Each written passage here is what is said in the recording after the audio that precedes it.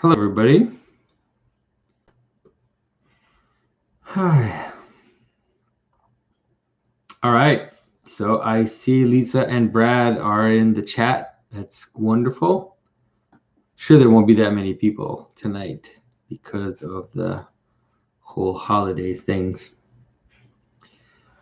So I am in a seriously very slow mood.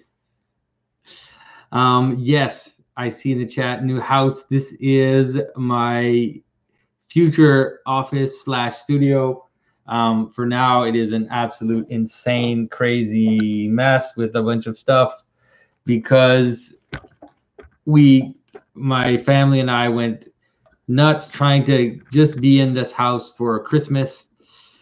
So we worked like mad the last week. That's why you probably didn't see me much online, just not involved at all, trying to make it for Christmas. And we did. We were able to put up the Christmas tree on the 24th and wrap our presents and prepare everything. So we did it. And then the last few days have just been winding down with the kids and the family, kind of taking in this return to our house, which is kind of a new house because everything is different, everything is new. And so so it's pretty amazing. I actually feel like I'm on vacation because it's just very odd to just be back and feel home. I really feel like I'm back home, which I haven't felt like that in quite a while. So it's pretty amazing. So I'm pretty excited. I'm pretty excited to be back. I feel tired and rested at the same time. And I know so many people who will be watching this have been involved, have thought about my family. I've prayed for my family. I have, send us their wishes, and also even have helped financially. Quite a few people helped us out when the flood first happened, which really kind of helped us get through those first months that were kind of crazy and chaotic, and helped us even to fix the house. And so here we are. All right, guys. So this is the last Q&A of 2020, the greatest. I'm not good at sarcasm. The greatest year. This year has just been so crazy. I guess I kind of said it would be crazy, but I can't get over how crazy it's been. And I think the thing about it is that it's going to get worse, and that 2021 is probably going to be worse in so many ways, which is very annoying. And so we'll see what happens. We'll see what happens. At least we get through. We'll see what happens next week or the next few weeks, with the U.S. political situation, with all the lockdowns. We're on lockdown now. They locked everybody down for Christmas. No one's allowed to visit anybody, in theory. And so so it's just a crazy time. But we will do our Q&A, and hopefully it'll help us think of other things.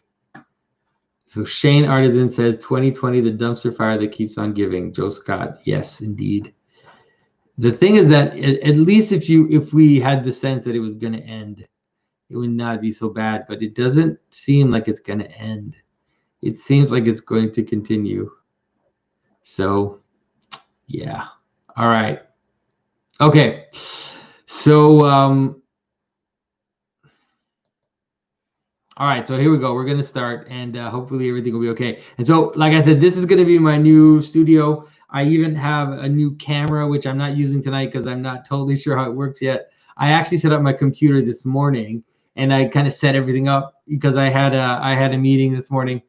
I hadn't turned on my computer since Christmas, so it's actually a good sign. It means that I actually did get some rest, and so hopefully this will be a nice spot.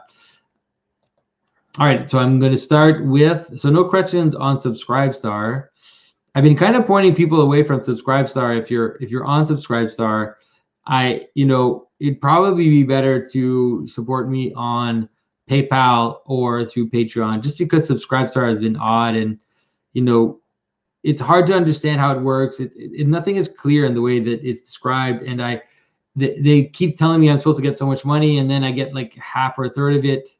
And so it's just odd. They wrote me an email trying to explain it, but it's just still odd the way they present things. So I don't, yeah. I mean, I'm still going to continue there as long as some people, you know, trust that platform. But I don't think it's not my favorite, I have to say. Okay, and so here we go. I will start with Nico says, to which saint do you pray most often except Mary? And so I think that would probably be a toss-up between St. Maximus the Confessor and St. Christopher, obviously. And so St. Maximus is my patron. It's actually my name, my baptismal name is Maximus, or Maxime in French, I guess you would say. And then St. Christopher, that's obvious. If you watch my channel, you know that I'm very close to St. Christopher. All right, Nomad in Socks asks,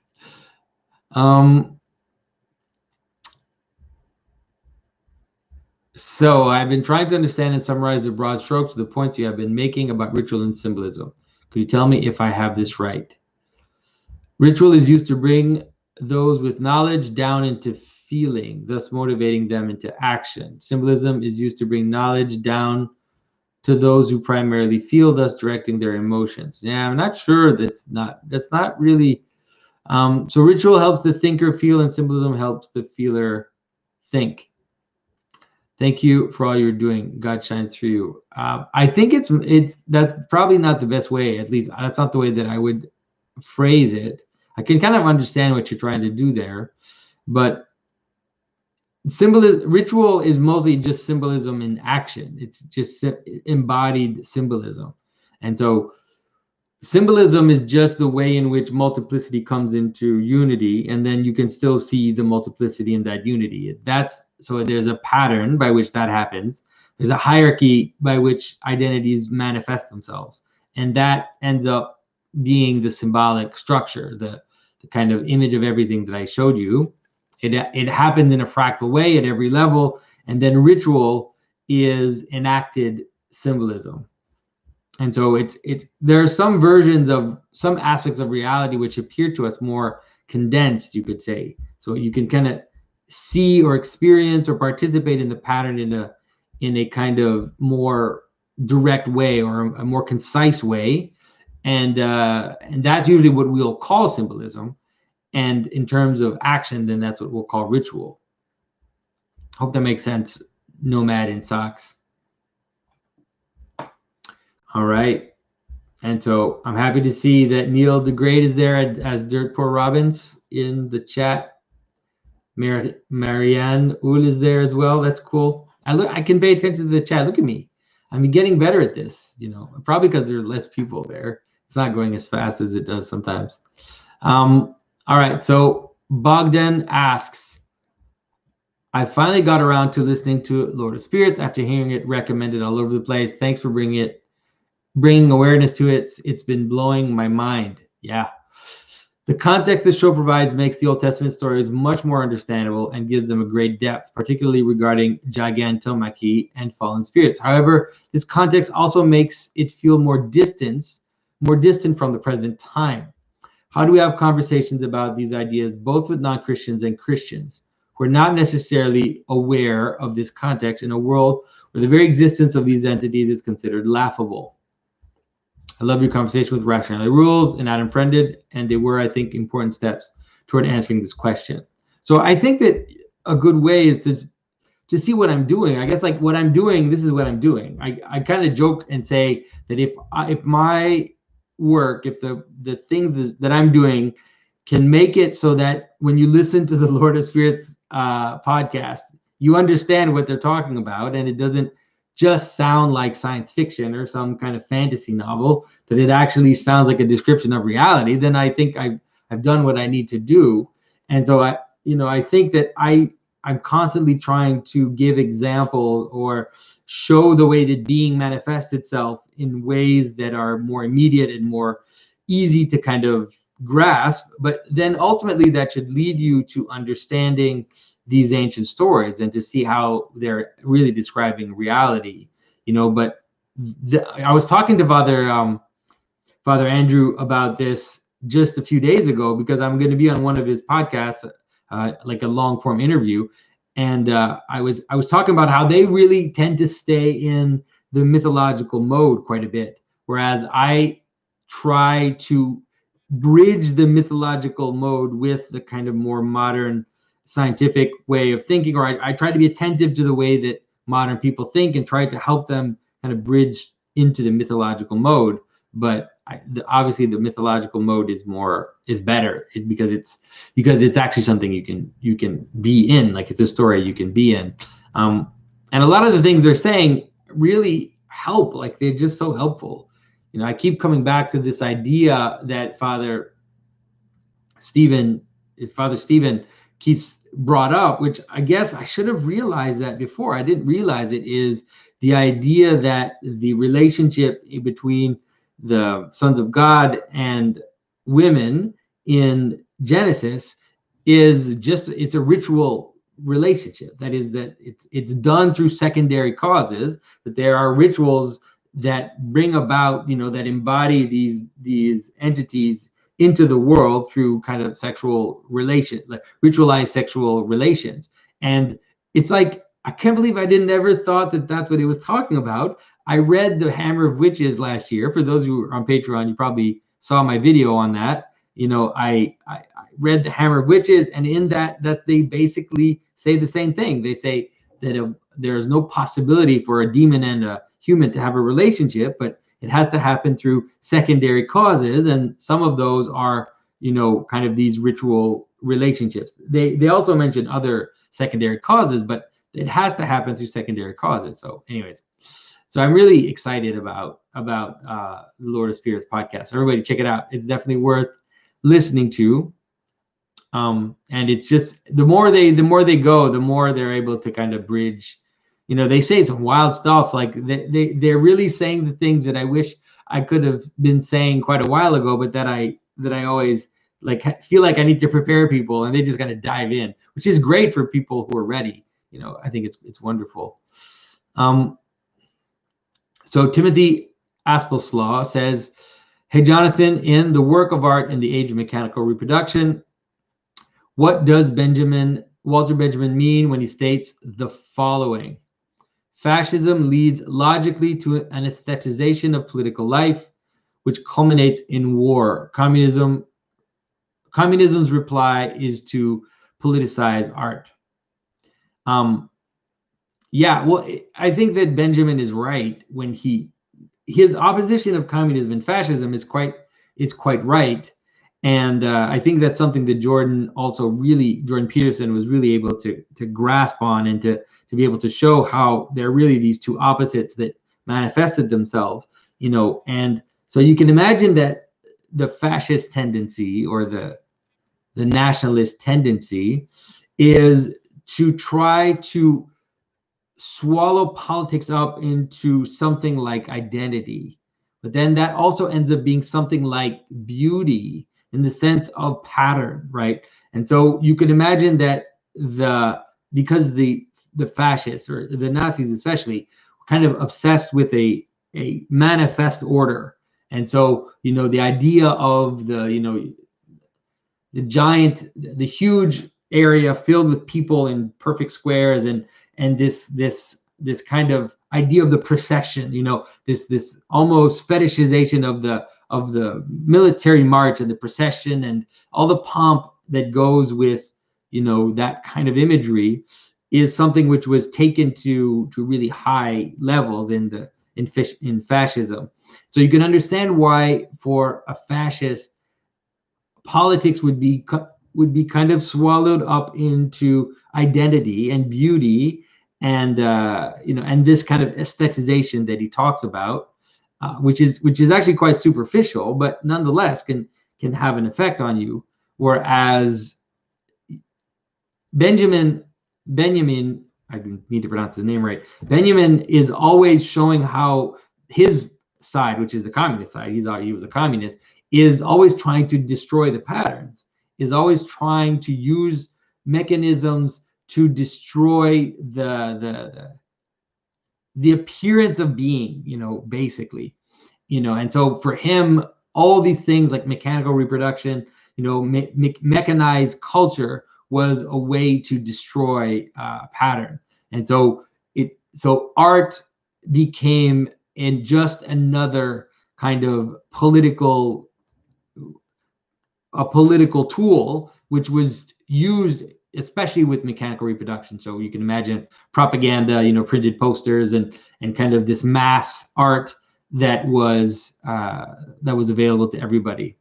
Was a way to take away the glow. I talk about sometimes the glow of something which is special, or this glow that you get when you see the cup that your grandmother gave you, that it has a layer on top of just the regular cup. And so there's something about it which makes it stand out. And that's what Benjamin and the communists were trying to destroy. All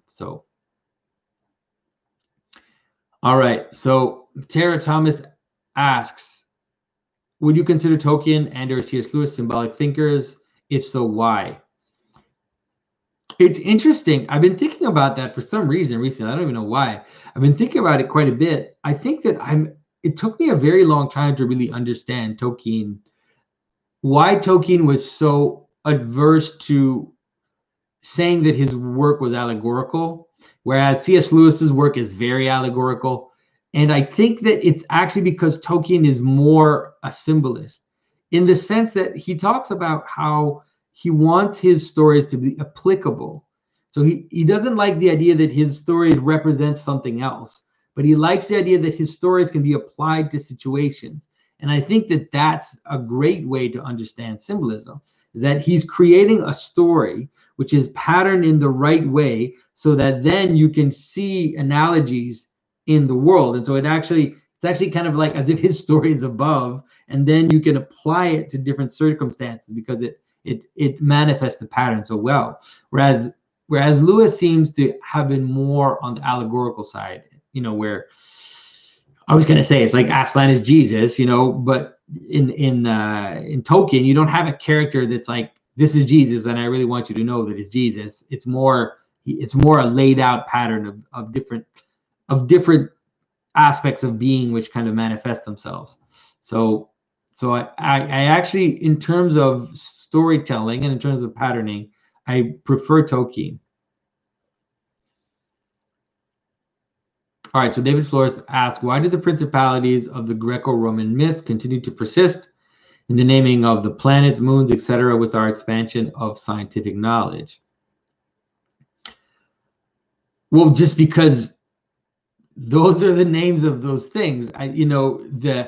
Let's say the naming of the planets, the moons, etc., it's more than Greco-Roman myths. The planets have names that are quite universal and that are cognates to each other, and so the idea, for example, like if we have the notion that there's a relationship between God Saturn and Saturday, this type of relationship, it's also there in Hebrew. Like the name for the planet Saturn is also the name for the Sabbath, and so it's these things are not arbitrary.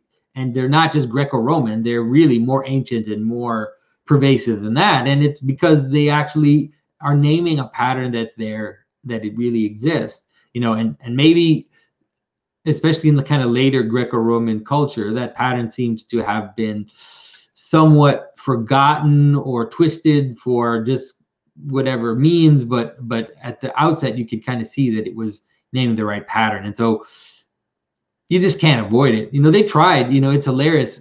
During the French Revolution, they tried to do all this kind of stuff, where they tried to like rename the months of the year, and they tried to like remake a whole calendar, and it didn't work.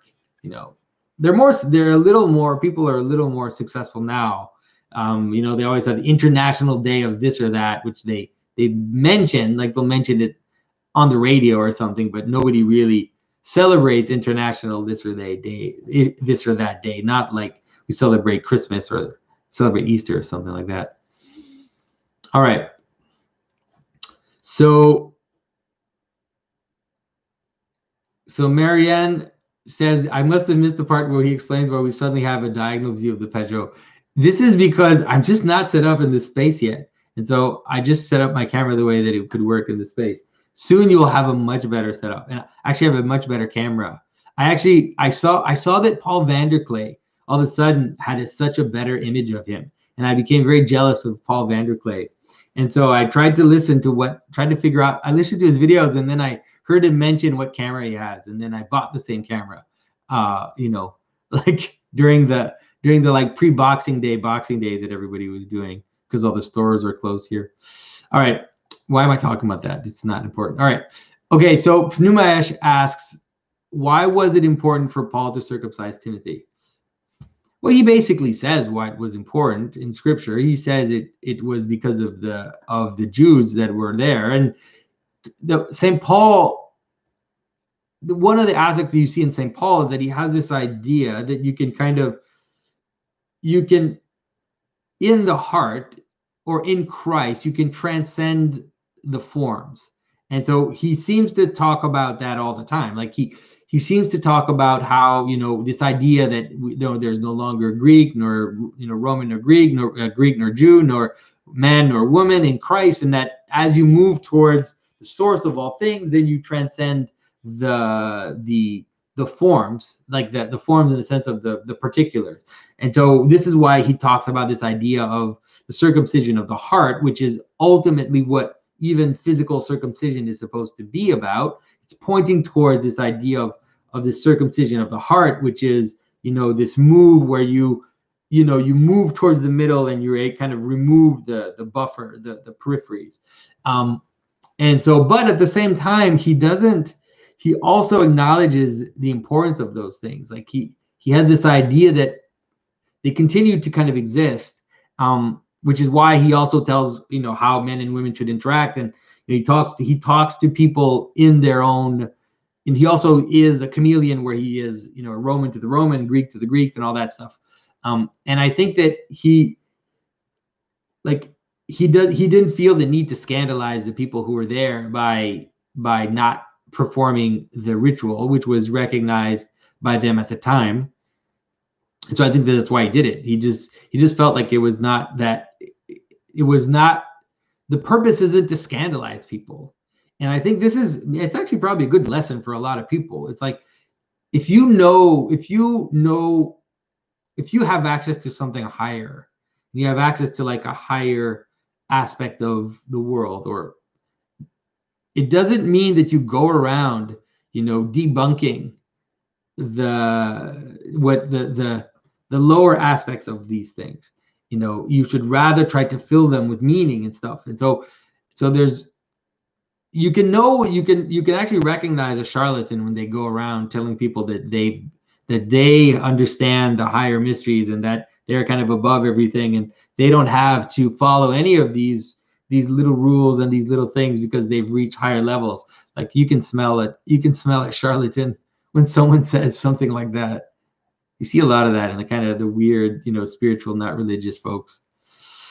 All right. So Josh the Mover says, I've heard it said that before the second coming of our Lord, a new Elijah will come, as John the Forerunner preceded the incarnation. Is this a dogma of the Orthodox Church or mere speculation?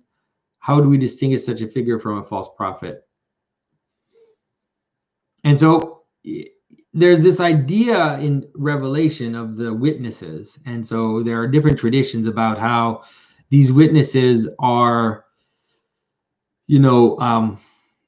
Elijah and Enoch, this idea of these people who kind of ascended into heaven and now kind of come down and act as witnesses. You see that in Revelation and in some of the early traditions. So there is kind of this idea, and I mean, it's not that hard to distinguish. I mean, it's not that hard. It's maybe harder than you think, but way to distinguish a false prophet from a real prophet. One of the ways is that the prophet is calling on someone else. Like the prophet is preparing the way. St. John the Forerunner was preparing the way for someone who was greater than he was, and so he wasn't he didn't want the buck to stop at him. He wasn't calling upon people to worship him or to admire him. He was constantly trying to, even though he did have disciples, he was constantly trying to kind of show people the way towards something else. And so, it's like if someone appears and wants to start their own church, then that's already a big problem. But if someone appears and is telling people that they should go back to church, or that they should rediscover the tradition, that they should return, that you should repent the way that St. John talked about, then already you're in a safer spot, I think. Anybody who starts their own church is already, I'm sorry, is just right away is a problem, because authority doesn't come from you. You can't your authority never comes from yourself. It always has to come from someone else, And so even Christ, for example, whose authority came directly from God for the people, manifested it as being baptized by John the Foreigner, and then John showing everybody that this was the one that he was preparing the way for. And so this is just how it should be, And so I always kind of joke and say that, like, I agree with Martin Luther when he's criticizing the corruption of the church and the kind of the abuse of the system of indulgences, all of that. I'm like, I'm with you, Luther, I'm with you. And then when Luther starts to like name his own priests and starts to act as if he's this bishop all of a sudden, then it's like, sorry, Mr. Luther, then I just can't follow you anymore. Same with a lot of the other reformers. It's like, as soon as you take authority on yourself and you start to have your own church, then it seems to me like you're on the wrong track. So Adam asked, hi, Jonathan, I saved your Spirited Away video until I could get my hands on it. I watched it along with your analysis last month, and I'm going through all of Miyazaki's movies with my wife. Are there any other Miyazaki movies that stand out to you symbolically? Yeah, I mean, I would say all of Miyazaki's movies are wonderful in terms of symbolism. But I think Spirited Away is definitely my favorite. But, Howl's Moving Castle is wonderful. What is it? The Castle in the Sky. That's also, is that The City in the Sky or The Castle in the Sky? That's really wonderful. Also, Ponyo is great. They're just all really great. He just has such a powerful symbolic intuition. All right, so Mikael asks, what is the relation between logos and logic and mathematics that is an extension of logic, really? Is math an ultimate language of angels, a prime minister of angels? There are even all those Sunday school paradoxes about God being almighty but unable to break logic. And so there's definitely a relationship between logos and logic, that's for sure. But I would say the one thing that differentiates logos, at least in the Christian sense, and this is, I think, one of the powerful keys that Christianity has offered, but not only offered, but also, I would say, embodied, maybe, because you could probably see it a little bit in the Neoplatonists, that it's embodied and that is really useful for us right now. And as we see where the sciences are and the questions of relevance realization and of emanation, all these questions, and of not emanation, but with the word, man, my mind, I hate when my brain does that. Anyways, the idea is the difference between just logic and the way we think of it and logos is that logos also includes the reason, like not reason in the sense of logic, but reason in the sense of purpose, like the reason for something, the why of it. And so it's not just that it shows the order of it, but it shows that the order of something is bound up in the very reason why it exists. And so the reason why it appears to us as something and not just a bunch of stuff, and so therefore the logos becomes the origin of something. That is, it's the reason why it even comes out of the void of the multiplicity, right? And so there's indefinite possibilities. So out of that comes something. And so there's a reason why it comes out, that reason shows us the order of the thing, but then it also shows us the purpose in the sense of the end of it too. What is it moving towards? Like, what is it aimed at? And so it's easier when we think of things that are directly related to that. Like if you think of a tool, like a hammer, right? The hammer, the reason for the hammer, it's also its aim. It's also the purpose for which it exists.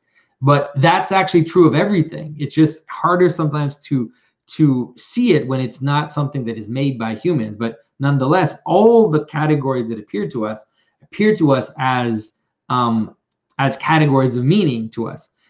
I think Jordan Peterson talked about this quite a bit. He talked about how even when you look at a chair, or even if you look at a certain shape of rock, you actually see like that's a place to sit on. Or if you see an object of a certain size, you see it as this is an object I can grab.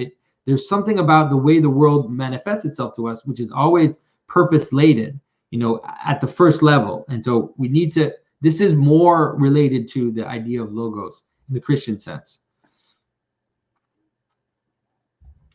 All right, so Phil asks, is there a parallel between the first Sunday of Advent this year, November 29th, reading of Mark 13:33-37, where Jesus warns the disciples, beware, keep alert, for you do not know when the time will come, and Santa Claus coming at night discreetly. Staying awake might mean Santa will pass your house without stopping, of course. But the idea that someone might come by when you're being inattentive or asleep is interesting. Yes, I think there's definitely a relationship. It's not a direct relationship, but there's definitely a parallel relationship. One of the things that Santa coming down the chimney during the night when you're sleeping has to do with the incarnation quite a bit, in the sense that that's what happened. So Christ comes down. You imagine, I mean, obviously that's not what happened, but if you look at the icon, for example, you can see it's like there's a star, and then down from that star in the cave is the Christ child, which appears hidden, to most, and so is this hidden gift which is there in the cave that is at the bottom of the chimney, right in the darkest place where the animals are, and in the soot, you could say. And so the manger is like this, is the bottom of the chimney, right? It's the darkest place. And so that's where Santa comes down and then manifests himself in the darkest place. So in the middle of the night, but also in the middle of winter, not in the middle of the winter, but at the solstice, right? At the lowest day, at the lowest moment when the sun is the lowest. And so this is what's going on in the story of Santa and coming down the chimney. All right. Okay, so I think we're done with the website. Let's move on to Patreon. Less questions because of Christmas. Probably good. I'll have more time to check out the chat and engage with you guys there. Okay, so here we go with the Patreon question. So as you know, I guess I should tell people. So guys, people on Patreon who are supporting me at $10 or more get to ask questions in advance. And then after that, then I go in and I look at the super chats. But if we have less questions today, maybe I'll be able to kind of pick some stuff out of the chat. I always hope that I can do that, but it just always ends up being like an hour and a half or 2 hours, and then I'm out of steam anyways by the end. So So Christopher Juarez says, I missed the advanced sales from your carvings. You posted the information on YouTube, but I realized too late that the icons themselves were only on Twitter. Would you consider notifying patrons by email next time? I really want to purchase a carving from you. Thank you for everyone. So for those who don't know, I have two Patreon projects. One, which is related to these videos and is related to the Q&A and also to the monthly kind of Patreon video that I make for patrons. And I also have a Patreon project which is related to my carvings. And then people support me there. They get access to prints and to drawings and to early access to these carvings. And so that's probably still how I'm going to do it. And so those carvings I put up actually on my carvings Patreon first, and a lot of them went there. And then when I ended up putting them up online, then they went super fast in like one day. When I usually put up carvings, they go up super fast. And so, I mean, we'll see. Maybe I could consider having people on the video Patreon like have some advance notice from just the general public. That might be a good idea. I could do that. Maybe I'll consider that. So if you guys want to, I'm going to have another sale of these types of carvings, these kind of ornamental carvings with mosaics and some gilding maybe and stuff like that. I'm going to have those at just before Pascha. And so these projects are done with my assistant, who is helping me kind of develop new styles and new designs. And he researches different ornamental patterns, and we kind of look at it together. You know, I kind of recarve some of the parts, and we worked on them together, which is why I'm able to kind of get so many done, you know, as a batch. And so just before Easter, I'm probably going to put out another maybe 20 of these. So get ready for that. So Walrus King 14. Hi, Jonathan. Do you plan to continue your series on video game symbolism? I know 2020 has been crazy, and that first Mario video wasn't a big success, but I hope you choose to continue on with it. Maybe a video on the first Zelda game eventually. I appreciate the energy. It's interesting because it is true that it's because I was kind of disappointed that that the video didn't get more views. I thought, come on, people have been asking me to do video game symbolism for a very long time. But, you know, it's possible that no one cares about Donkey Kong and doesn't want a video game interpretation of Donkey Kong. So I probably will make the Mario Brothers video, see how that goes. And if that goes well, then maybe I'll do some other video game symbolism. But no promises, because I don't know. We'll see. So Jesse Blaney says, I've begun to get a sense that the Western Church has over time placed less emphasis on the Nativity. What more important to understand as the story of Christ, the Nativity or the crucifixion resurrection? Are those two stories akin to the symbolic dualism of heaven and earth? There's definitely a relationship between the Nativity and Pascha, Easter. For sure, in the Orthodox Church, Easter is always more important. It's always just a bigger feast. It's the feast of feasts. You know, it's not even considered in like the 12 feasts of the year. It's like a feast of feasts. And so it definitely has more prominence, but I think that the Nativity is super important. Actually, I kind of felt the opposite. I felt like the West emphasizes Nativity more. Like Christmas is a way bigger deal here, and is a bigger deal, it seems, than Easter here. But I think there are obviously some parallels. You can watch my video on the Nativity. I did a video called, I think it's called Christmas as the Foundation of Reality, some title like that, which I always use. Nativity as the Foundation of Reality, or something like that, where I talk about how, you know, the structure of the nativity icon and the story, and how it also relates to how the cave and the womb of the Mother of God also functions as the tomb, and, you know, Christ that is wrapped in linen, is wrapped in swaddling clothes, is meant to resemble Christ, who is wrapped for his death, and the manger becomes his coffin. And so there is like this parallel which appears for sure.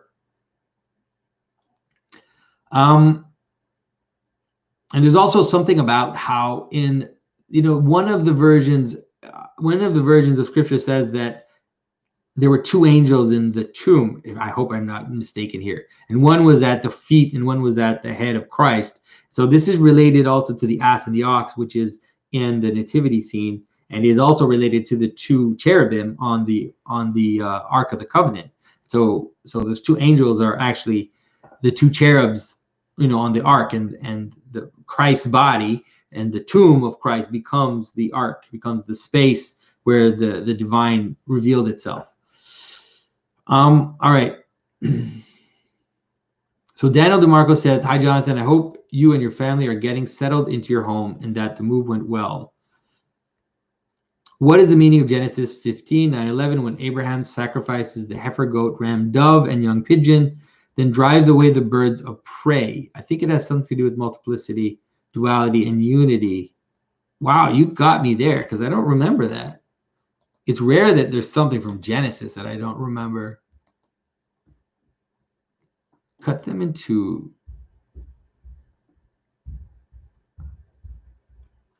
So the Lord said, and bring a heifer, a goat, a ram, each 3 years old, along with a dove and a young pigeon. Is this is actually not, is this the sacrifice, or is this when he makes the covenant and cuts them in two?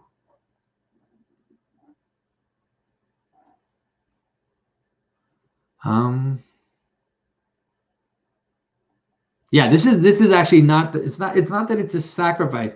This is actually the covenant that God makes with Abraham, where he separates the animals into two, and then kind of God kind of comes through the middle of these two opposites, and you can understand that as these two opposites that I'm always talking about, right, left, all of this, and it seems like the chasing away the birds of prey probably has something to do with this, let's say, a refusal of idolatry, in the sense that the birds are represent the spiritual beings. They fly up in the sky, they fly in the heavens. And so I've talked about how the bird of prey represents the manner in which some of these principalities can, let's say, take up things. They can suck up things into themselves. I've explained how Prophet Samuel talks about how, he talks about the downside of having a king, which is the king. If you have a king, then the king will come in and will take things from you, and we'll kind of bring them up into him. And so we'll take the best of you. We'll take your best women. We'll take your best men, and we'll kind of pick that away. And that's what the bird of prey does, right? The bird of prey comes down and then takes the flesh and then pulls it up, and so I think that's what's going on here, is that Abraham is chasing away the false gods or the small principalities, so that he can be in communion with the God of heaven, or the creator God. At least that's what it seems to me, that's what's going on.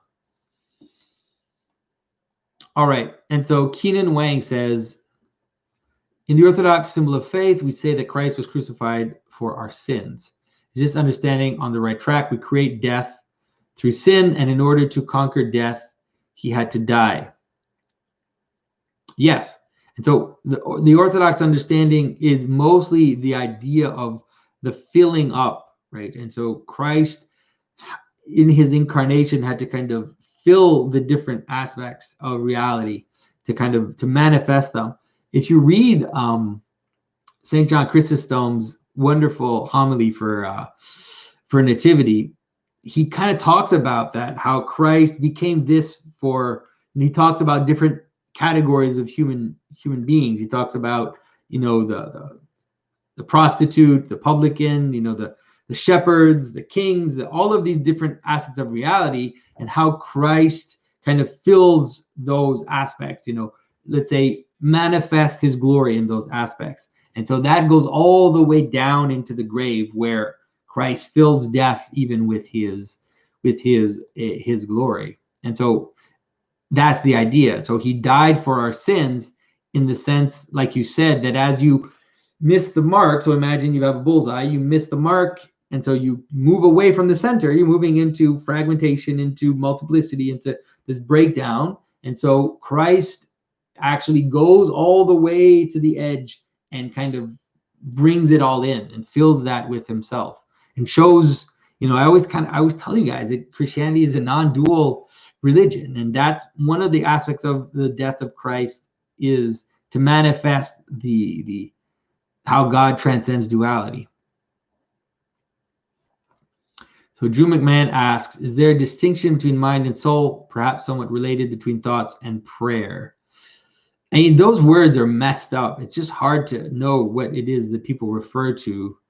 And so it's really difficult. So a best good way to, if you read the church fathers, especially the ascetic fathers, if you read the Philokalia, for example, you'll see that in the text there is this 3-tier system where you have something like the nous, which would be the intellect, the highest aspect of you, right? The way in which you can grasp immediately, directly, God, and not just God, but also the logos in the world. And so you can grasp the patterns directly.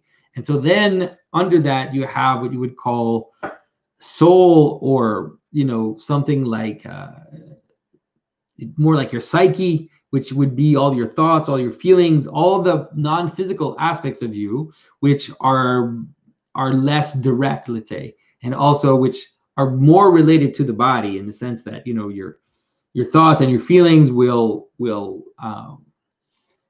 let's say will affect your body, right? Although your feelings are not physical, you experience them in your body in certain places. So I would say that that's probably the best way to understand it.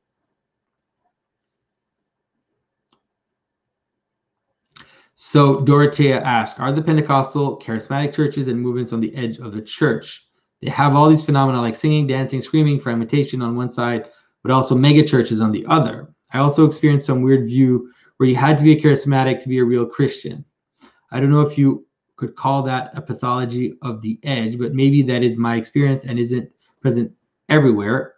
Anyway, I'd like to hear your thoughts. I do actually think that. I really do see Christianity as a hierarchy, and I've talked about this before. I do see that, like, I don't want to justify some of the weird aspects of charismatic movements and stuff, but I nonetheless see that they have a reach and a kind of appeal to people who need more sensuality, you could say, sensuality in the sense of kind of extreme experiences and all that stuff. And so I don't want to justify it, but I nonetheless see that it has something, and there is something. Like, I always joke, I don't joke about it, but I always talk to you guys about how there is this strange connection between the bottom and the top. And so there's something about death and glory, this flip that happens. And I think that there's something about the charismatic movement which is always on the verge of becoming orthodox. It's really on the edge, and it has all this chaos in it. But there's something about the mind of a charismatic person which is more capable of understanding symbolism than a kind of high church, super rigorous, type of Protestant, let's say. That's just an intuition that I have. And I've noticed that, like, I've read a few charismatic kind of prophetic texts, and you'd be surprised sometimes how they get it right, And so sometimes it seems like they get some of the pattern right. They can see it.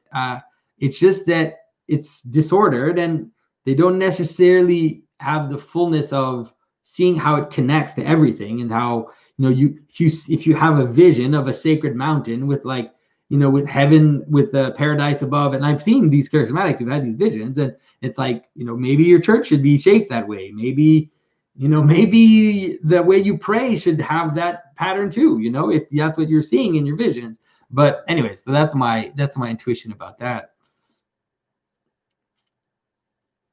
All right, so Sander Tudor says, given that as humans we evolved to live in symbiosis with other organisms like bacteria, why shouldn't we negotiate rather than reject peace with artificial life? I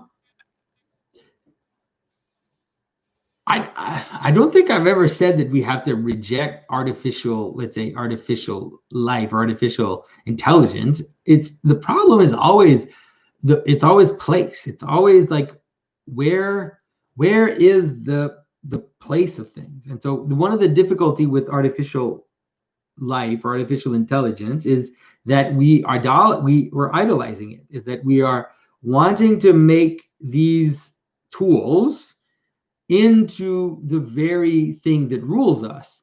And so that doesn't work. And if you try to do that, then these tools, these mechanistic tools, or these empty shells are going to become vehicles for fallen principalities. That's what they used to do. You make a body for the idol. You make an idol, and then the idol comes down. The God comes and manifests himself in the idol. And so there's something about, and so it's not that the idea, for example, that in Scripture there are no graven images. It's not true. There are graven images, right? You have the cherubim in the temple. You have the bulls in the temple that hold the laver. You have different figures in the temple, and you have different things. It's just that those weren't. They were in their right place. They weren't. They were supporting the seat, let's say, something like that. And so this is the thing with, this is the problem with like Facebook and Google and all of these algorithms, is that we think they're going to solve our problems. We think they're going to give us a solution to the problem of meaning, and they can't. And if we try to make them give us the solution to the problem of meaning, then that's when you create a body for all your passions to kind of come together blindly and to become a very strange being that will not be the one that won't want the best for all of us, let's say. All right, so Nina Morris says, Merry Christmas, Jonathan. We talk about your ideas a lot in our family. Thank you for sharing us. Well, thank you, Nina. I appreciate it. I really appreciate it.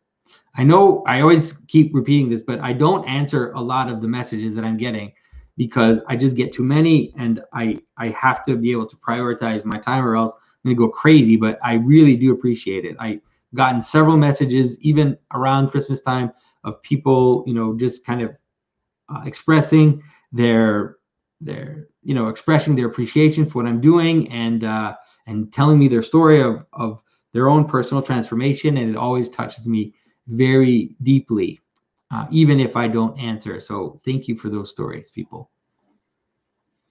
All right, the Wakeful says, Dear Jonathan, if we should approach Christianity as it did not entail an afterlife, how should we interpret Scripture like the story of the rich man and Lazarus? Luke 16:19-31. This passage seems to be clearly delineate a life after death.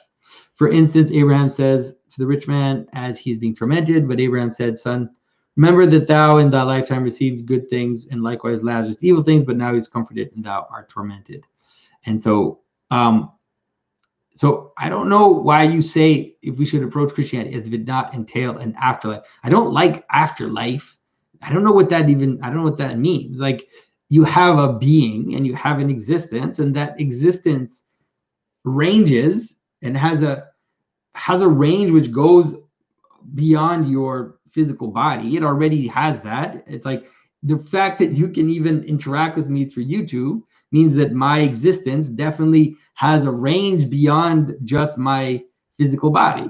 How could I write a letter to you and you answer me if our existence wasn't just, if our existence was just limited to our immediate physical bodies? And so we have an existence which is more than that, and there's a way in which we have a totality of our existence which spans more than just your physical body. So I don't have a problem with the idea of, like, I don't like the word afterlife, but the idea that being is not limited to your body, like your physical body now, that's for sure. I don't think that. But it's clear that if you read that story, it's clear that it's also not just a simple continuation of existence the way that people want to understand it in like the movie Ghost or something, like something as silly as that. Because it's like, okay, so Lazarus is in the bosom of Abraham. So try to figure that one out, like in terms of trying to understand it as just a simple description of it's like he's in the bosom of Abraham. And here is the rich man looking at Lazarus in the bosom of Abraham. So obviously we're describing something else going on besides just a kind of simple continuation of existence after death. Like there's something more going on. and it's real. There's nothing. It's not fake. It's not imaginary. It's real, but it's not just like it's not just like what you see in Ghostbusters or some stupid thing like that. It's something else. All right. Hopefully that makes sense. Sometimes I'm wondering if I confuse you guys more with my answers than anything. All right. So Randall B says, "Hi, Jonathan. Loved your discussion on Marshall McLuhan's work. There is a horror movie based on his work, Videodrome 1983. Will you analyze its symbolism? After rewatching it, I was shocked by how accurate it is to McLuhan's idea." Who made Videodrome?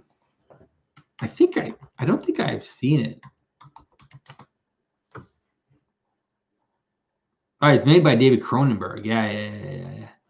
I've seen a few of Cronenberg's work in the past. I should probably watch it. I've never seen it. I don't think I've watched it. I will look into it.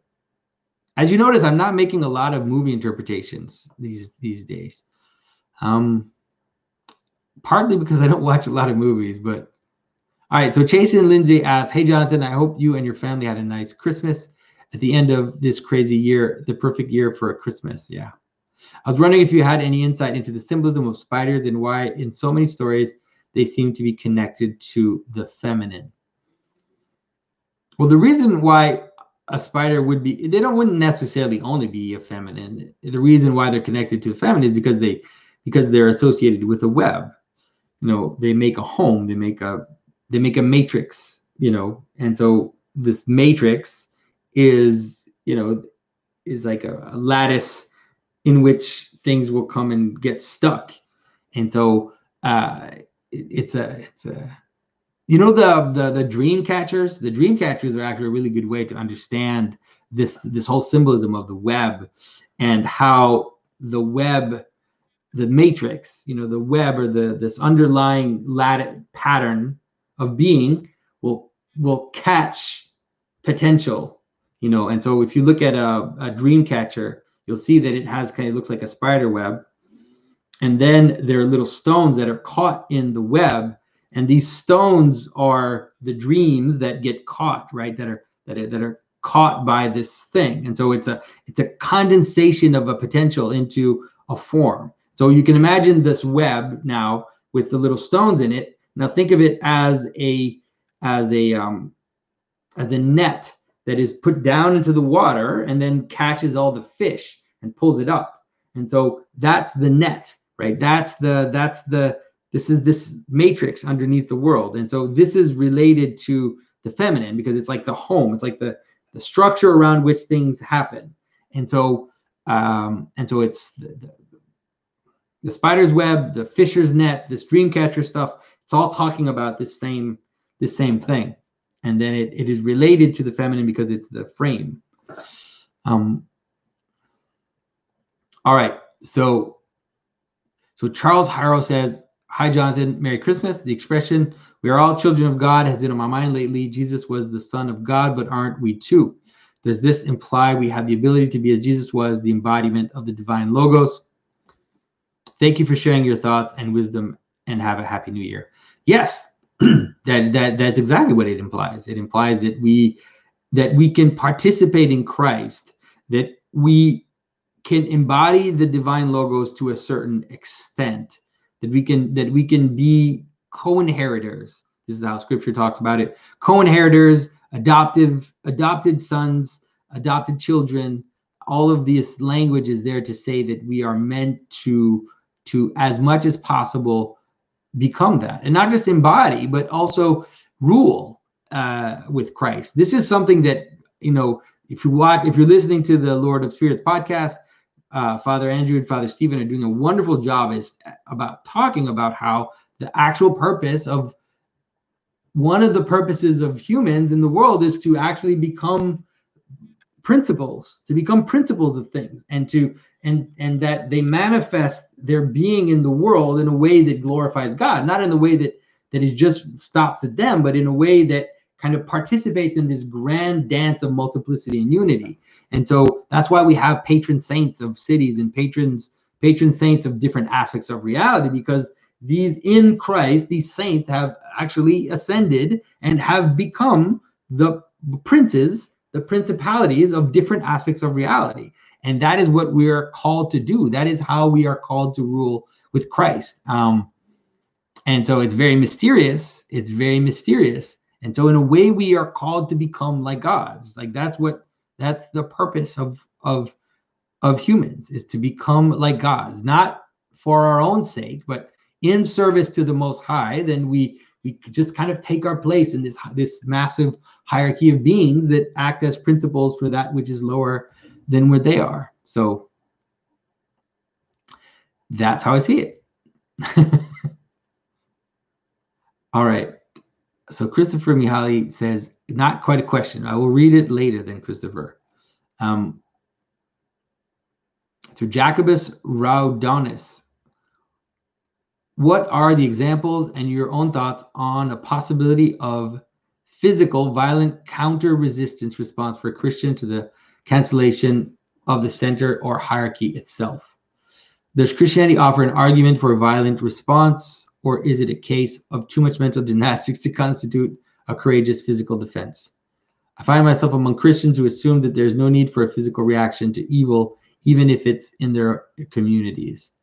They seem to take Jesus' story and become absolute pacifists. This is in Lithuania, Eastern Europe, post-Soviet bloc.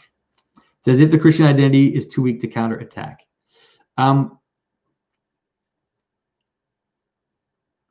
think it is possible. Man, this is going to be a tough one, you guys. This is going to be a tough answer for you guys. I think it is possible for Christians to, in service of a higher purpose, to defend, their home or their territory. And so I believe that the idea of the Christian knight who fights for a higher king, someone who is above them, fights in the name of something above him, and then in service to those who are below who can't defend themselves. I think that is possible. Now, what's happening now is different. And what's happening now looks way more like the story of the betrayal of Christ by Judas, and how from within the West, from within the Christian story, rose up a traitor who was an antichrist, and who then dislodged, deconstructed, brought about a dying of the church. And so I don't think that in that case we should defend ourselves violently in the same way that Christ didn't. And I think that it's not, there's a mystery. There's a mystery in dying. I don't know what to tell you. There's a mystery in dying. There's a mystery in the martyr. And there's a mystery in what's happening right now. And the mystery of the martyr is the same mystery that we're seeing happen. And so as we watch Christianity wane, and as we watch it die, we have the responsibility to be seeds for the resurrection rather than fight off. Because what are you going to fight off? It's all coming from the inside. It's like this weird rot that is kind of manifesting itself from within our country, from within our churches, from within our own traditions. And so it's like, it's not the same, it's not the same as, so through that, then there also are attacks from the outside, which are happening. I have to admit that, but it's mostly this kind of, this strange betrayal from the inside. So that's how I see it. But I also have sympathy for someone who would disagree with me, and I have sympathy for that as well. So JL asks, is there a connection between how we write and the way we think? I mean, could a culture that uses logographs to represent words rather than a specialized system of describing each sound think more symbolically?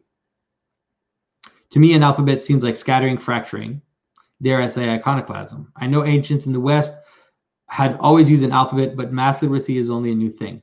I'm being facetious, but to an extent, could be ready to Could the ready adoption of emojis reflect a return to symbolic thinking? Us talking about symbolism prosaically being a necessary side effect of the fragmented, tending towards a new unity. This is an interesting idea, and I think that your basic intuition is right, because ancient language were more ideogrammic, or were more, images. Even ancient Hebrew, the early Hebrew letters were more like hieroglyphs. They actually represented images and were very simplified into forms. And it's really when, after the Bronze Age, when the West lost, the Greeks especially, and the Romans lost their alphabet, and they retook a Phoenician alphabet, or actually a Semitic alphabet. And so our alphabet is Semitic. Our alphabet is based on the same alphabet that Hebrew has, but it's just that it's a kind of weird, like you said, a kind of weird fragmenting, scattering, because there's no more direct relationship between the letters, their meaning, and it's just phonetic, right? And so it actually shows a kind of descent, a kind of fall in the world. But it also means more power. And so it's like, that's what happens when things go down, is that they lose their higher identities, but they also have more reach and more power. And so that's also one of the mysteries of Christianity, is that it was supposed to go to the edge of the world.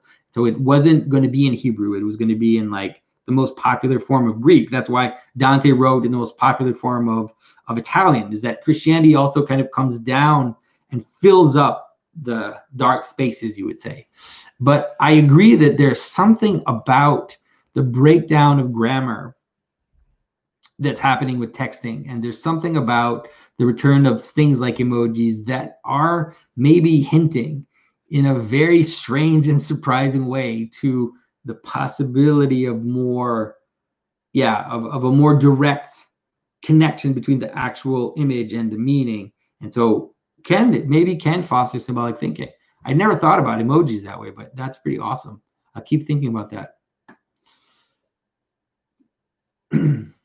So Nick Scott asks, is there any symbolism to talk about with respect to superstitions?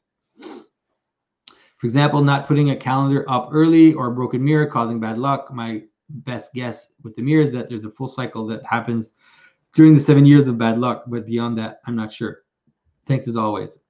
I've talked about this before, I think, in a Q&A, about how there's more to superstition than we think. And it usually has to do with seeing things in a different way, not seeing causality, direct, like a mechanical causality, as the cause of the effect of the superstition.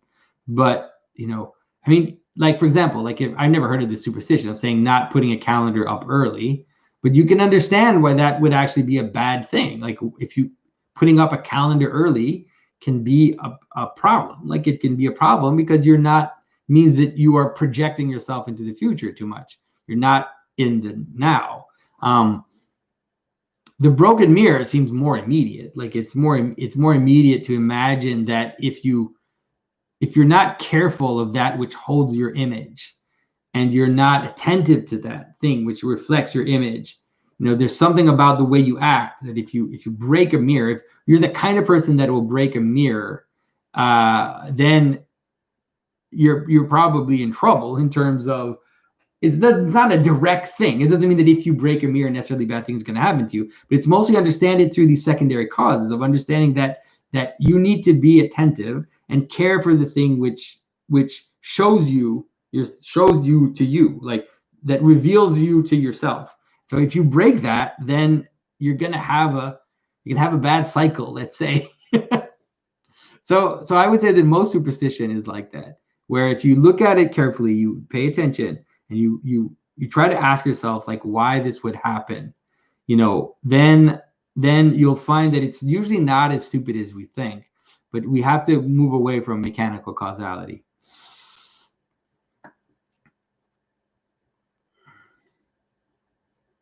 All right, so Charlie Longoria asks, hello, Jonathan, can you expand on the discussion you had with rationality rules when the topic of homosexuality came up? I have friends who are gay, and a person very close to me came out as non-binary. I love these people and would do anything for them, but they would see me as being a Christian as a personal attack, and that I am participating in keeping them from getting married and pursuing happiness. I feel like people are confused about the word sin, that to sin means you will burn in hell for all eternity. Yeah, I mean, we all sin. So I heard or read somewhere that in Leviticus, when it says man shall not lay with other men, that it's actually referring to pedophilia. But I don't know how true that is. Yeah, it's probably not true. So how can I navigate the social pressure to say homosexuality is not a sin? P.S. Tell Matthew we need to do a Q&A with you. Yeah, you need him to do a Q&A. Matthew's not going to. You're not going to see Matthew's face on a video anytime soon. If he does, I'll be very happy. But I have to say that those possibilities seem to get thinner and thinner. So this is the kind of stuff that's going to get me banned from YouTube, but that's okay. We'll go down this line. This whole idea of sexuality is probably one of the best ways to understand what sin is. It's really, really one of the easiest and most immediate way to understand what sin is. And it's so simple and easy that it's actually somewhat dirty. Like you guys are not going to like it. And this is going to be not going to be for kids, but sexuality has a mark, and its mark, the bullseye of sexuality is a child, right? That's the bullseye of sexuality. And everything in kind of Christian sexuality has to be somewhat aimed in the general direction of the child, because that's the union of heaven and earth. That's the image of God in the soul, and that's also the actual way in which the world continues to exist. When you hit the mark, the world continues to exist. And this is all sin is like that. Now,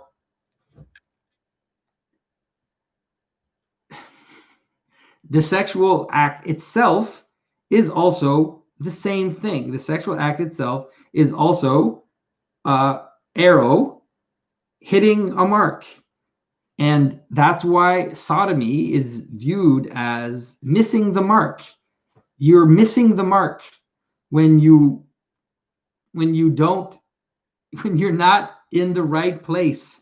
I don't know how to say it without becoming explicit, but it's just one of the most easiest way to understand what sin is. It just means, finishing in the wrong place, right? That's what sin is. It's always that.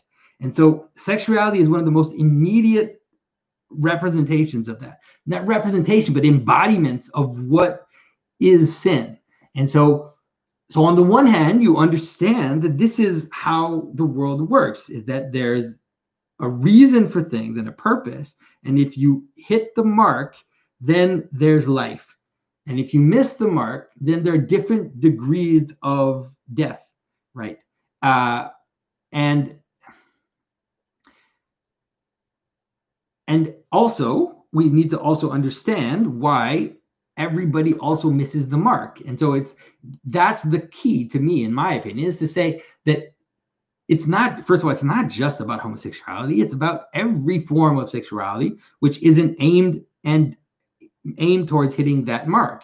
Now, everybody falls from that. Like everybody does. No one is completely in line with that, because that's just how we are. And so to me, that's kind of like the solution, is to say, for he who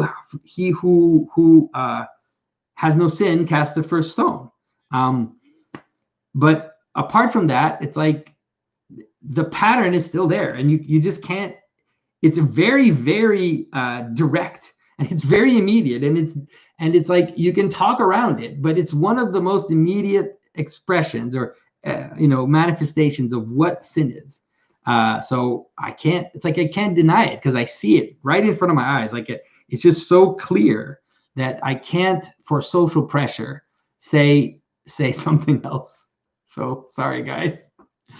And like I said, I think that what you said is right. Like it's not about not loving people who are dealing with this. It's not about not caring for people who have these desires or have these practices. Just like I still love my neighbor who's living with his girlfriend, isn't married, and I still love, I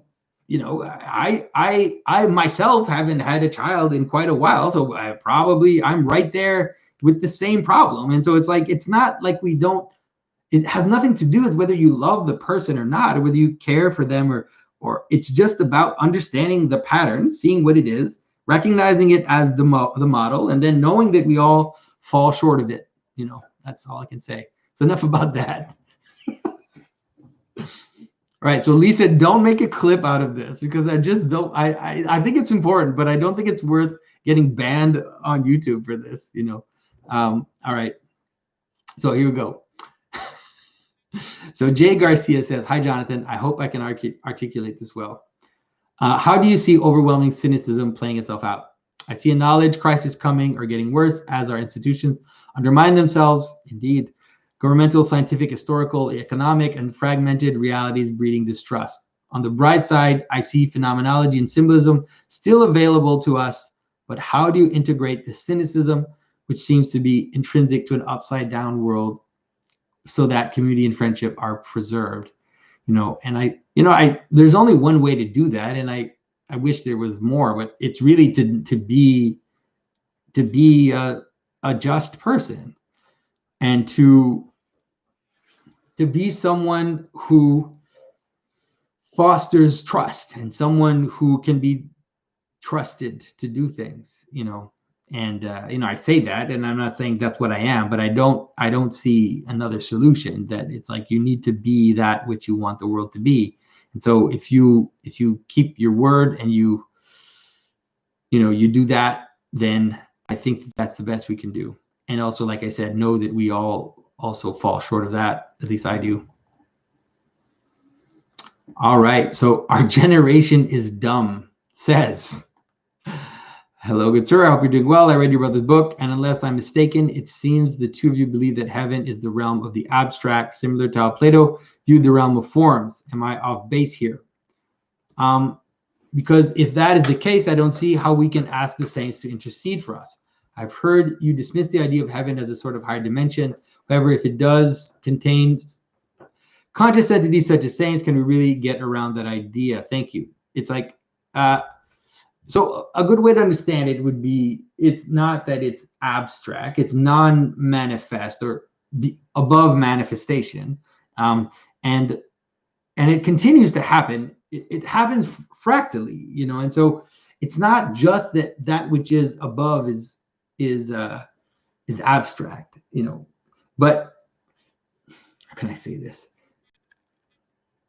And so this hierarchy is actually not a hierarchy of just concepts. It's actually a hierarchy of beings. And so the way it works is like I talked about just before, is that it actually ends up being beings that become principles of things. And so the way that the world shows itself is not at first and foremost through concepts, but through modes of being. And so these modes of being actually have embodiments, and some humans will kind of rise up into that mode of being and become the principle of something. And so it's not just abstract in the way that Plato talks about. It's more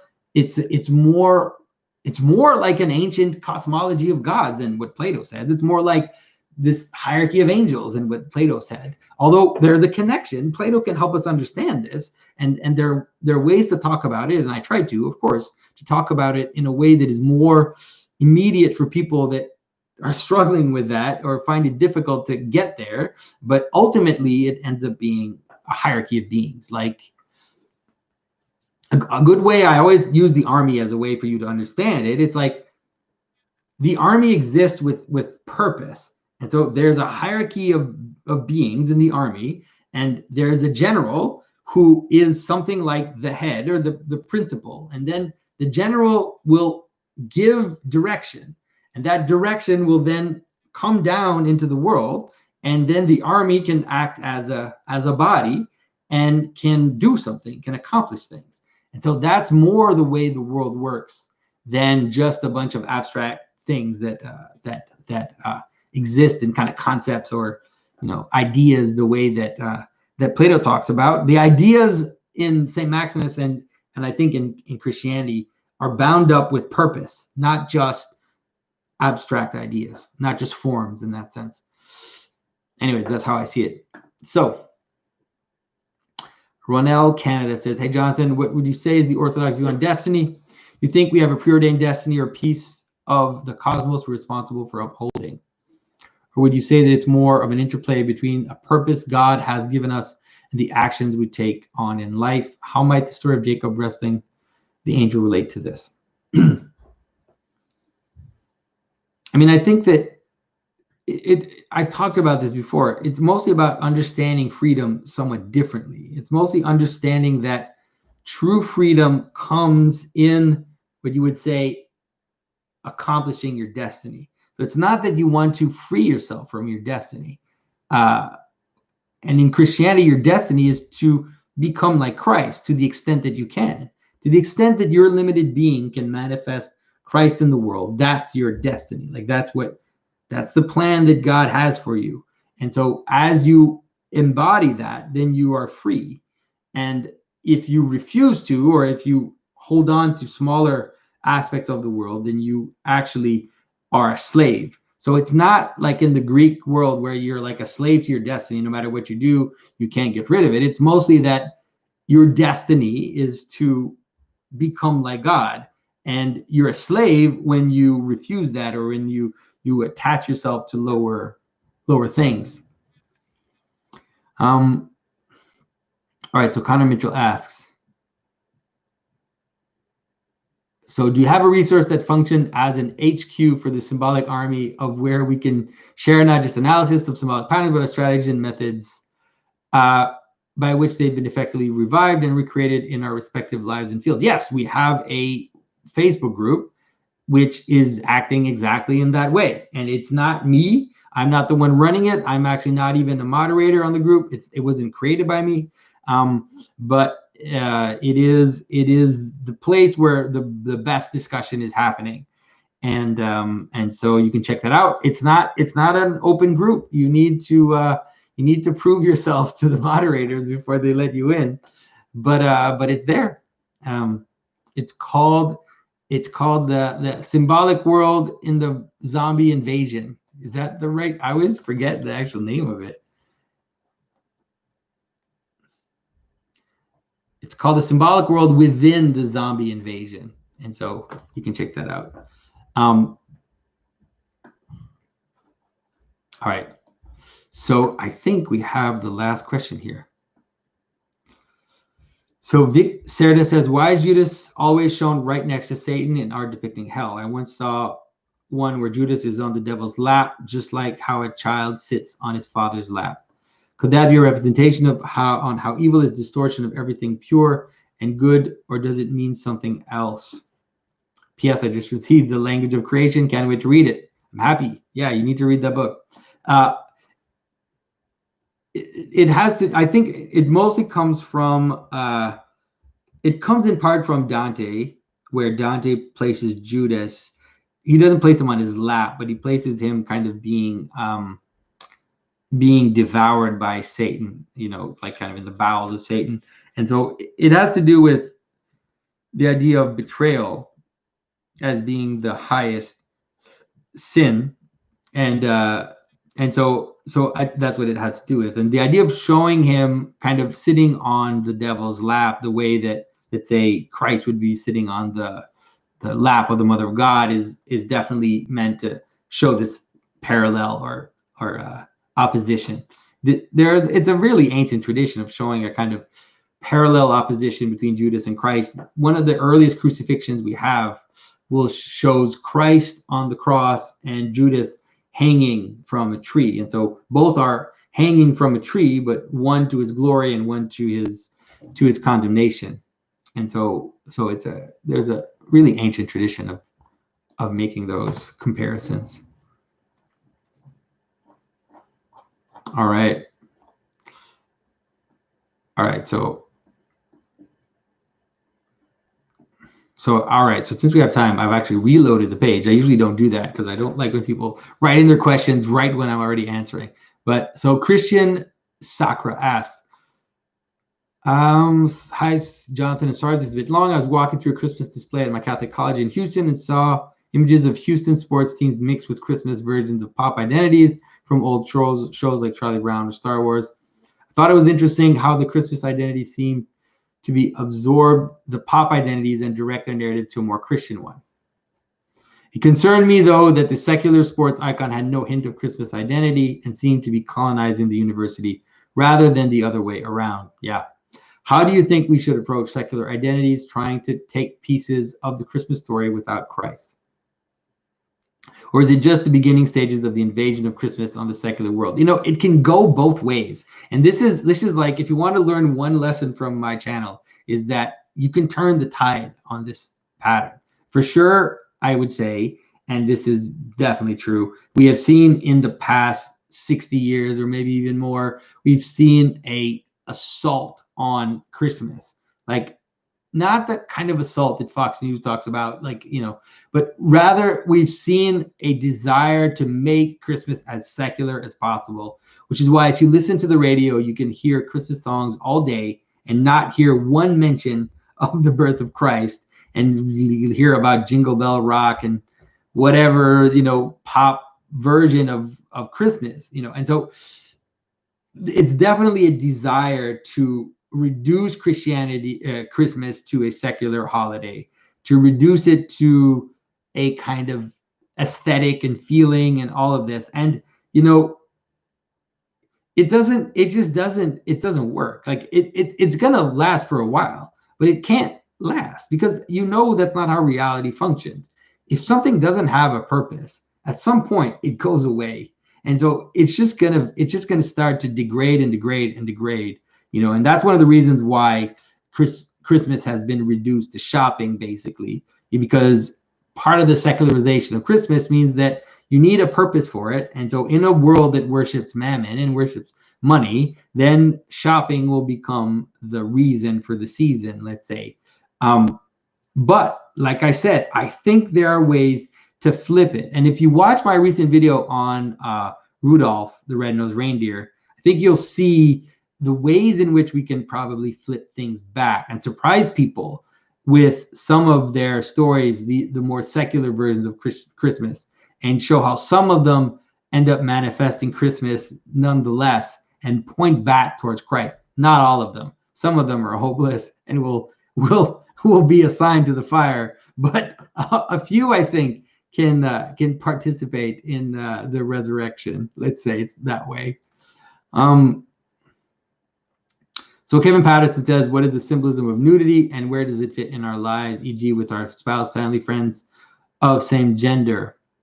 So I've talked about this a few times. You know, nudity has to do with there are two nudities. There's one nudity, which is a nudity in the garden and has to do with revelation and a kind of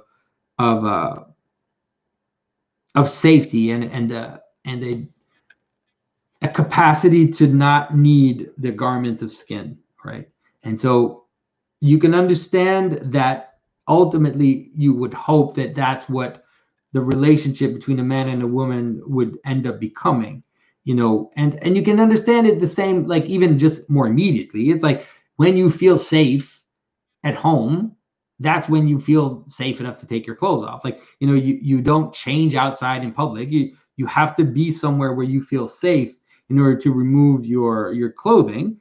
And so then, but then there's also a nudity, which is the nudity of shame, which is the nudity of being exposed in public and you know, and let's say not being able to contain yourself, not to being able to contain the secret, you know.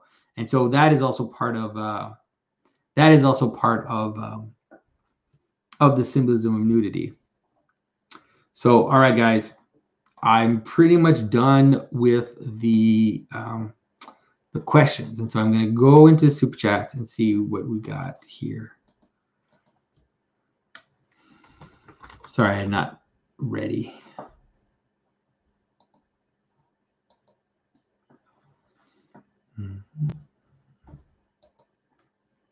Feeling slower than usual, so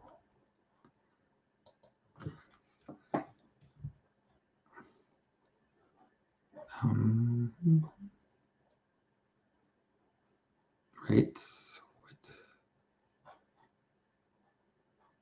All right, this is not what I'm looking for. All right, okay, there. Sorry, I was looking at the wrong thing. All right, here we go. Sorry about that. Okay, and so let's start with Zach Counts for $5. Says, I'm from the Southern United States and grew up around Southern Baptist churches. I would love to know your thoughts on the Southern Baptist tradition. And so, I mean, I grew up conservative Baptist, I guess you would call it. And so I don't really know the difference between the two. I would say the strength of Baptists is definitely their knowledge of Scripture and their kind of desire to really memorize Bible verses and know all the stories. You know, I think that's amazing, and I think that it's why I think it's like my experience of kind of discovering the church fathers and finding the kind of deeper mystery was based on the fact that I knew the Bible so well because I'd grown up with it. So I really appreciate that. But nonetheless, I feel like Baptists are not, it's hard because it's such a big denomination, but I would say that a lot of the Baptists that I've encountered, because they've embraced materialism without knowing it, they've embraced kind of materialism and they've embraced a science. They think science is true, just true, and so they get caught up in that stuff, and they end up, idolizing science without knowing it. And so because of that, they actually miss a lot of the patterns because they always try to see the description of what they see in Scripture as a description at the same level as, as some guy describing, the speed of a car or something. So because of that, I felt like, at least in my experience, that they struggle. But things have changed so much, and so I don't even know if that's true anymore. You look at I've mentioned this before, like you look at the Bible Project and this kind of Protestant reawakening of patterns and stuff, and you see it in the Theopolis Institute. And so it seems like there are a lot of more conservative Protestants that are right there, like right at the door, and are kind of perceiving this. So who knows what the future holds for all of this. So Brant Rotramel for $9.99 says, mythology must live on. Yes, indeed, it will. No doubt about it. So Patrick Foley for $10 says, Arminianism, Calvinism, and open theism. Go. I don't have it. Also, symbology of the four living creatures and the Revelation, if you're interested. I'd rather talk about that. Like the other stuff, it's all different versions of one thing that happened. All of the West from let's say the late Middle Ages, from the end of the Middle Ages until today, it's just this like break apart, this like pulling apart of the incarnation, and a lot of the problems have to do with that. They have to do with an incapacity to understand hierarchy, an incapacity to understand how the world lays itself out in this kind of beautiful pattern, and rather wanting to radicalize things and to see, it's like, is it God's will or is it free will? And it can't be one. If it's one, it can't be the other. And if it's this kind of this kind of battle, which just doesn't need to be, if you could just see the world in this as this kind of flowing out, it just, a lot of this stuff is not symbology of the four living creatures in Revelation, if you're interested. And so I think that the four living creatures definitely, if my understanding is that they're related to the four faces of the cherub and the four aspects of the divine chariot, and so they're also related to the four gospels. That's the way I understand the 4 living creatures. And so it just has to do with something which becomes 4. And so these animal totems, you would call them, I guess, manifest an aspect of the one, And so in really almost in the same way that when we talk about how your animal passions are below and, your being is above, and your animal passions pull you in different directions, it's actually the same pattern. It's just in a positive way. It's that you have the unity of the one riding the divine chariot, and then the 4 corners of the divine chariot manifest 4 different aspects, which appear as animals. And so they're the positive aspect of this multiplicity, and so that's the best way to understand it. I'm not going to go into the specifics of the different faces, but I probably talked about that in other places. If not, I probably should, but it would take too long to go into here. So Gideon U for 9.99 says, I'm always very cautious about people selling religion, but you have described patterns I know but couldn't describe. I'm looking into orthodoxy. This fear tradition is so bad for us. Well, thanks for that story, Gideon. I appreciate it. I'm happy to see that I don't come off as just proselytizing. I hope not. I'm sure it happens sometimes, but I really try not to. It's funny because growing up, when I was young, like they would ask us to go door to door and knock on doors and tell them how Jesus loved them. And man, that created such an aversion to evangelism in myself. I always told myself I would never evangelize, which is hilarious because in a way, I guess it's like I'm kind of doing that, but I'm doing it in a way that I feel good about because I feel like I'm actually talking about reality, not trying to convince someone of some arbitrary thing that they need to believe to be saved or something. Talking of video games, I Am Jesus Christ is coming out next year. Ugh. I don't know what that doesn't sound good. What's your take on retelling the story of Jesus in the form of a first-person video game? You mean that you're Jesus? That doesn't sound right. That's not good. Don't play that game, folks. All right, Mason Bradford for 5 AUD says, thanks, Jonathan. I watched a video recently in which Bishop Barron said that learning a foreign language can be seen as a spiritual exercise. Do you agree?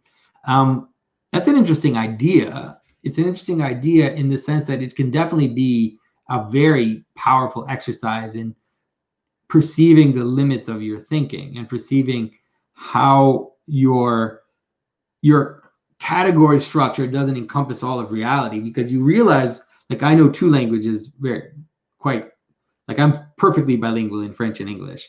And for me, it's so useful to notice that there are actually some concepts which don't exist in French, and then some concepts which don't exist in English. And so you realize how much language is related to the manner in which things kind of frame the world, And so I would say I would for sure suggest it to anybody to learn another language.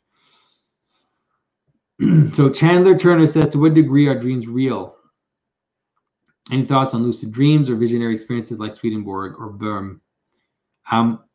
So the way that I like to explain dreams or talk about dreams is that dreams are really kind of this descent into chaos. Like, it really is like this going down into the water. And so what happens is that it is kind of like something like divination, like ancient divination. It's like this chaos. So you throw the bones, or you look into a pool of water, or you do something chaotic. You stir a pool, then you look into the pool. And so that's really what dreaming is. So most of the time it's just a mesh of like nonsense, but it can also become the body for a very high manifestation. So it's like, just like the chaotic waters are that out of which God pulled out all of the world, then the same thing can happen to dreams, is that it's like once in a while, out of this chaotic mess of jumble of images, it's like God can shoot a laser down, and then a very, very powerful image can come out of it. And that's why dreams can be prophetic. That's why dreams can be visionary. But most of the time they're not. Most of the time they're just whatever. They're just not. They're nonsense, or they're I when you meet someone who talks about their dreams too much, like usually there's something off. Like they're not too. It seems it can also be a form of escapism, and you need to be careful about that. But nonetheless, I think that dreams can be a place of visionary experience. And so, and yes, I think Swedenborg and Böhm definitely had some insight. Like they definitely did have some insight. It was kind of mixed insight, I would say, but definitely had some insight. So Steven Anderson for $2 says, "I love your take on Avatar: The Last Airbender." Yeah, I've never watched that, so I don't know. I think I watched that crappy movie that was made of the anime, which was just not good at all. So that didn't help. So Leftistness for USD for $10 USD says, "Could you speak on the tradition, symbolism, or ortho-burial sites such as being returned to the earth, the 40-day and 1-year anniversary significance of why cremation is frowned upon?" Yeah, it's funny because I know about the 40 days, and I know about the whole process of after someone dies in the Orthodox tradition and kind of the process, but I don't know it very well because I don't know a lot of people that have died in the church. And so it's something that I need to look into, and I need to, because I can kind of perceive something there, but I don't really know much about it. Cremation is frowned upon. There's something very intuitive about that. It's something about the need to place the body down in the earth and it returning to the earth. I think that that's really important in terms of understand, or let's say embodying what the end of life is, and then also in terms of community, also kind of embodying what this return to earth is. And it's a way to manifest what is said in Scripture. And I think that's probably why cremation is also frowned upon. But some of these traditions about burial and cremation and stuff are super deep. Like they're really, really very at very base levels, and they're difficult to understand apart from a kind of superficial understanding of them. So I'm probably not doing this question justice. It's something I definitely want to look into before I die, I hope. Or before someone I am very close to dies. All right. And so we got through all of this. It is 11:45. Not bad. I've been going like until 11 until now. So I'm actually scrolling through the chat, which I rarely do. It's just so hard to follow that. All right, so what I'm gonna do, guys, is I'm going to wish everybody a happy new year. I know that's strange to say that with 2021 coming. I appreciate everything you guys afford me in terms of watching. I keep repeating myself, but I'm just so excited to watch all these people kind of come up, and I see them in the chat. Derek is there, and I said, Neil the Great is there, Brad, all these people that are kind of coming up, and Christian Roy is there in the chat, Marianne, Lisa. There's probably a lot more, but I'm just really excited to see people start to think symbolically and write, and I feel like there's hope. And so I always keep saying the future is symbolic. There's no way around that. It's happening. The world is changing, and I think most people can feel it, and religion is coming back, and the world is going to be re-enchanted whether we want it or not. And that's for all the good and all the bad, like the light and the dark. We're going to see things in the next few years which are going to be unthinkable even now, and things are going to get loopy and crazy, and we're going to see things that we haven't seen in thousands of years are going to start to manifest themselves. And so I'm just happy to see that there's hopefully that we'll have some people who will have enough sense to be part of bringing things to light and to bringing light into things as well. So hopefully that doesn't sound completely obscure to you guys, but yeah, but get ready because none of this is over. It's just starting. And so Christ is born, and glorify him. So I wish all of you guys a happy new year and a bit of time with your family to get some rest and get ready for the madness, which is still on the horizon. So bye, everybody. I'll talk to you soon.